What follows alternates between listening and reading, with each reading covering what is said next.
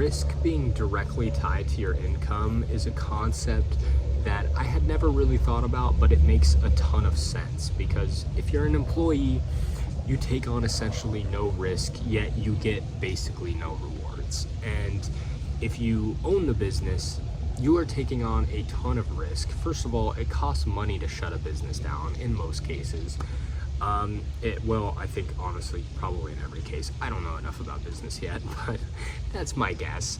And you have mouths to feed. It's a lot of things. You have to pay the employees.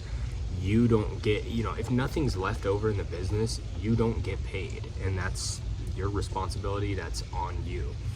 So I'm noticing that as the more risk you take on, the higher the reward. And I could use a SaaS as an example, the software as a service kind of model, because that is years, if not a decade, to build something like that. And yes, it could be shorter and whatever, but it's also a ton of money. So it's a ton of money and a ton of time with zero return, or really any reinforcement or knowing if it's going to work or not. But if you have a successful SaaS, you are absolutely top of the world. I mean, the margins are insane. They're like 90%. But it takes so much to start. But that is the biggest risk that you can take, because you don't even know if it's going to work. But if it works, you get such a huge payout. It's a lot more than something like I'm doing, where it's copywriting for businesses, where I am doing all of the copywriting right now. It's going to be really hard to hire and train a copywriter to do everything that I'm doing. And if I find a good one, they're going to be really expensive.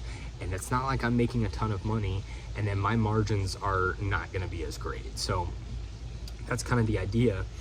But I'm still taking on the risk, because if I hire a copywriter and they suck, it's under me, so it's my responsibility. If they suck, it falls on me. It's not on them. They're just an employee. And I realize this when I'm at my job too, because a lot of the time, if I mess up, it's not necessarily on me. Yes, I will get blamed and I will get in trouble and whatever, but the big man is not gonna come yell at me. It's gonna be at my boss's whatever, So I'm technically not fully responsible, and it's their responsibility to make sure I'm doing things correctly, which it was kind of an interesting realization. But it's the same in business, and that's kind of what makes it scary. But I think being able to accept that the risk is directly tied to your income, it is very eye-opening, because even right now, for example, my copywriting business is kind of just a basic service. It's sort of like a second job. It's not really like a business yet, because I'm basically just doing copywriting services for businesses, and it's just me. They pay me monthly or whatever to do emails or whatever else they need for them. And it's very low risk, because the only risk is that they fire me, really. I mean, there's not much else there, which is why I don't get paid that much from it, because it's essentially just a job right now. But the whole thing is that I own it, and the more clients, relationships, all that, then the more people I'll have, in MRR, and then I'll be able to hire out people to copyright for me. But I think it's an important mindset to recognize, if you're somebody who's going from 0 to 100K, that you're taking on basically no risk, so you can't expect a lot of reward. Where you take on the risk is when you hire people and when you get all these systems in place, and that's when it increases, but then your income increases and you don't have to do as much work.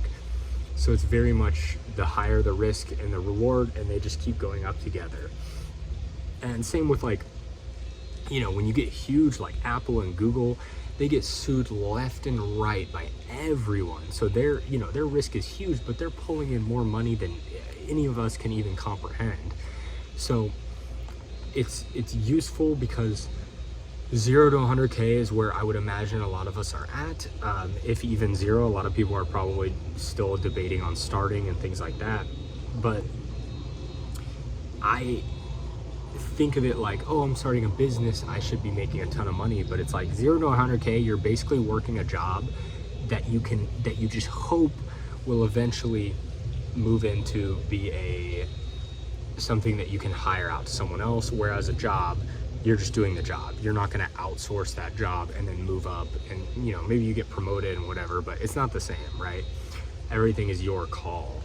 So it's just helpful for me to recognize that, to be like, okay, until I hit 6 figures, I cannot expect this to feel like anything except for a really difficult job, because it's basically a job where I do all the positions. So, that's how it is. But that mindset is really beneficial to me right now, and I hope it is to you as well if you're starting your journey. And if you're still debating doing it, just do it.